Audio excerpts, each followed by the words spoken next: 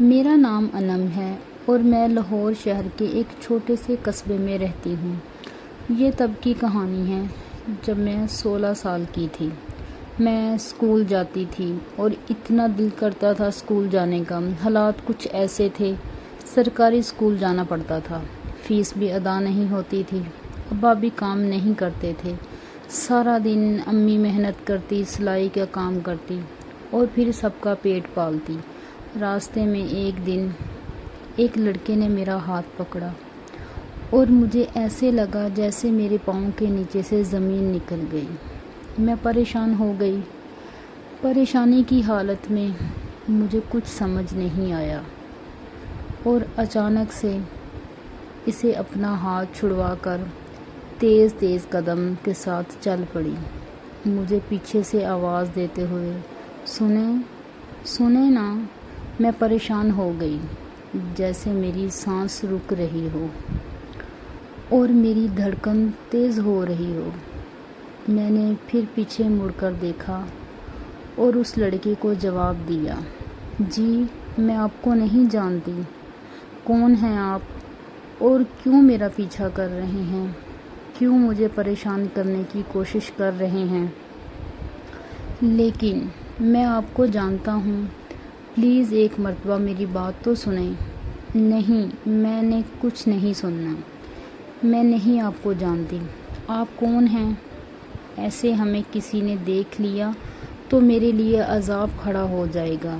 میرے بابا بہت سخت ہیں، مجھے ڈانٹ پڑے گی۔ اور پھر یہ بات میں بول کر تیز قدموں کے ساتھ جلدی جلدی بھاگتے بھاگتے اپنے گھر کو چل گئی۔ بیگ پھینکا، وہ کمرے میں چلی گئی، اتنی پریشان سمجھ نہ آئے کہ کسی کو کیا بتاؤں۔ اماں پوچھنے لگ گئی کہ کیا ہوا، اتنی تیزی کے ساتھ اندر کمرے میں کیوں چلی گئی؟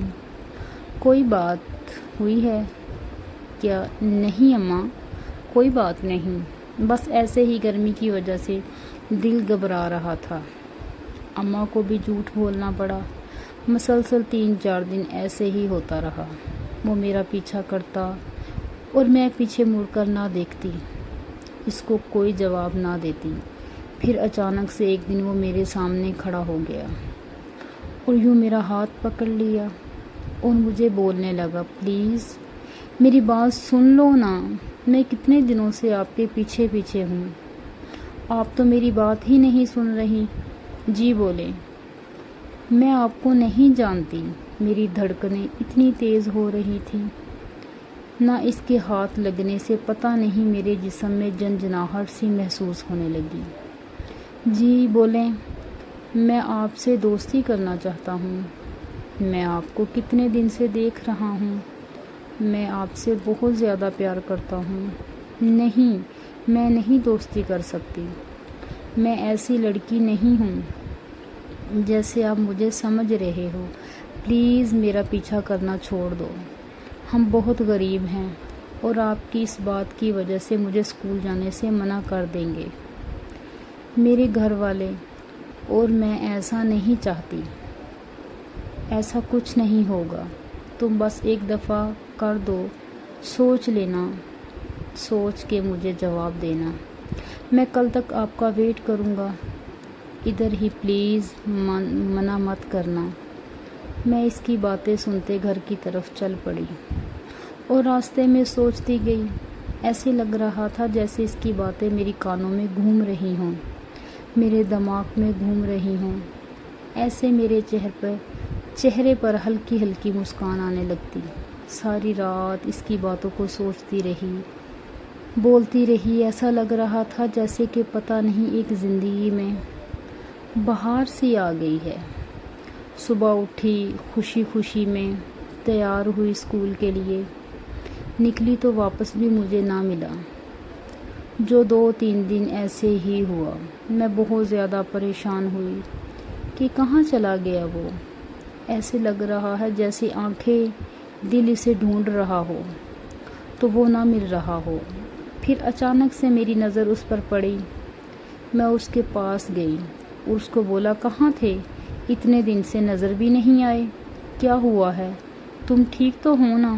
میں پریشان ہو رہی تھی آپ کے لیے۔ اور وہ آگے سے مسکرا دیا۔ واہ کیا بات ہے، اور تو بہت بے چین ہوں مجھ سے ملنے کے لیے؟ کیا بات ہے، کہیں تمہیں بھی مجھ سے پیار تو نہیں ہو گیا؟ او نہیں نہیں بابا، ایسی بات نہیں ہے، میں تو یوں ہی پوچھ رہی تھی۔ او اچھا، کیا سوچا کہ ایسے ہی اس نے اپنا نمبر دے دیا۔ ہماری بات ہونے لگی، یوں مجھے بھی اس کے ساتھ پیار ہو گیا۔ پیار کرتے کرتے ہم بہت آگے تک چلے گئے، اور ایک دن میں نے اس کو بولا کہ تم اپنے گھر والوں کو میرے گھر بھیجو رشتے کے لیے۔ پھر کیا ہوا؟ پھر اس نے مجھے رشتے سے ہی انکار کر دیا۔ نہیں، میں ابھی شادی نہیں کرنا چاہتا، میرے گھر والے نہیں مانیں گے، بس ہم دوست بن کر رہ سکتے ہیں۔ جیسے میرا دل ٹوٹ سا گیا۔ پھر کیا ہوا؟ بعد میں مجھے پتہ چلا کہ وہ تو کسی اور سے محبت کرتا ہے، کسی اور سے پیار کرتا ہے، میرے ساتھ تو جسٹ ٹائم پاس کر رہا تھا۔ مجھے بہت دکھ ہوا، وہ مجھے چھوڑ کر کسی اور سے شادی کر لی، اور میں آج بھی اس کی یاد کر کے بہت زیادہ روتی ہوں۔ میری محبت کی ادھوری داستان ہے۔